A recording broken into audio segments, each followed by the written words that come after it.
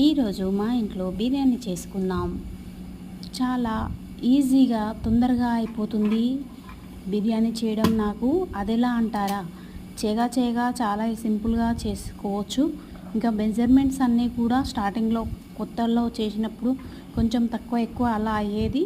But ఇప్పుడు పర్ఫెక్ట్గా చేయడము వచ్చాక ఇంకా ఫాస్ట్గా చేసేసుకొని ఫాస్ట్గా తినేయడమే.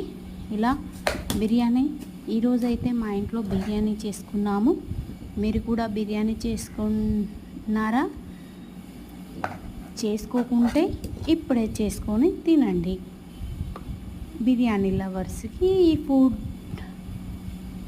చాలా ఇష్టం కదా. ఫస్ట్ టైం నా ఛానల్ చూస్తున్నారా? అయితే తప్పకుండా సబ్స్క్రైబ్ అయితే చేసుకోండి, లైక్ చేయండి.